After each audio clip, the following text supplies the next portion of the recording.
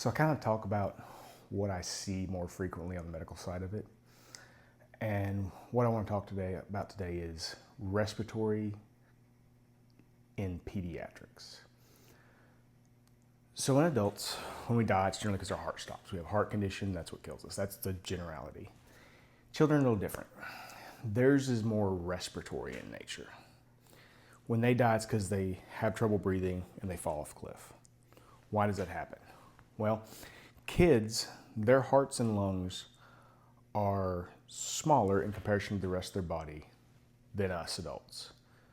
So they're having to work twice as hard just as baseline to maintain their body. Additionally, children have smaller airways than we do, both in comparison to size and in size in general. So things that aren't as big a deal to us, like boogers and snot, in kids, those are a much bigger deal. That's why viral infections hit kids so much harder, especially little babies. They've got little airways. So a booger that isn't a big deal to us, to them, that is a major obstruction, that itty bitty airway, and something that needs to be looked at and addressed. On top of that, they have smaller energy stores than we do. So where we have a lot of fat buildup, glucose stores, all that, they don't have as much of that. They have different kind of fat.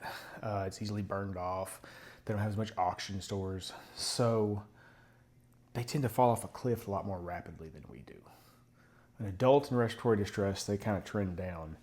Children do what's called compensating, where they can look normal for a good long time, but once those energy stores run out, they just kind of fall off a cliff. And that's related to, one, they're breathing twice as often as we are, and two, just less energy. So because kids do what's called compensating, or like their body makes up for, it's kind of hard to see respiratory symptoms in kids if you're not trained to see it. Early on in a respiratory problem with a kid, you're going to have kind of a raising of the breathing rate. 20 to 40 breaths per minute can be normal in a kid. 50, 60, that's too much. So one of the first things they do when they start having this respiratory compromise is they breathe faster. Maybe breathing at like 45, 50, and then even up to 60 sometimes.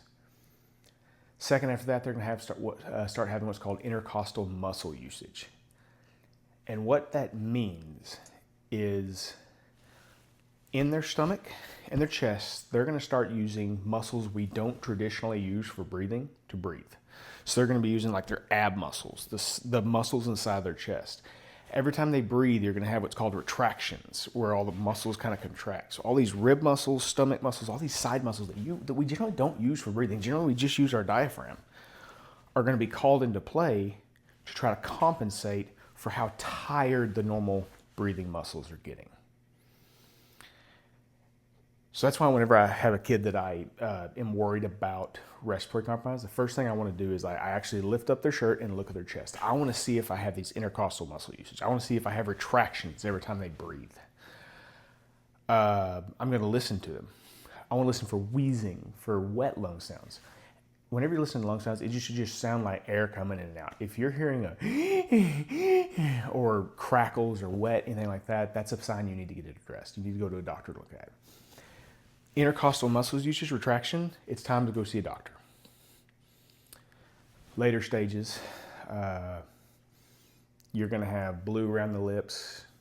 You're going to have lethargy. Not sleepy, like they're awake, their heads are falling over. It's a different deal. That's your later stages. You want to get them to the doctor as soon as you can, but as we've talked about in the past, early recognition is king.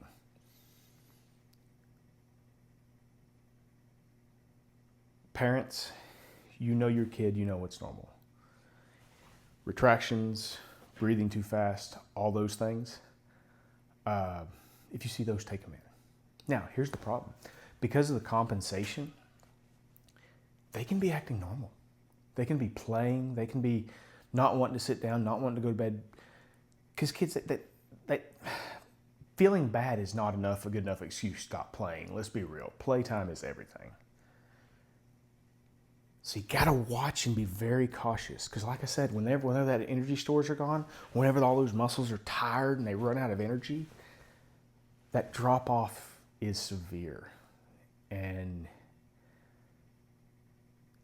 can be lethal. So kind of a sadder subject today. Like I said, I talk about things I've seen, and I just want everybody to be aware and kind of know the signs and symptoms of what respiratory compromise looks like in a child. Because the sooner we can get them into the ER, the sooner you can get them to the hospital, the better our outcome is. Now, the blessing of this is, for those of you that have learned CPR, respiratory arrest. So a patient that dies because of respiratory compromise has a high rate proportionally of CPR resuscitation, which means if we can reestablish that oxygenation, that heart tends to start beating again on its own. Once we get that oxygen level back up, they can come back up. The goal is to just get them resuscitated quickly enough before we start having brain damage. So if you haven't taken a CPR class, take one. We can save these kids with early recognition and in lieu of that, rapid CPR. That's what I want to talk about today. God bless y'all.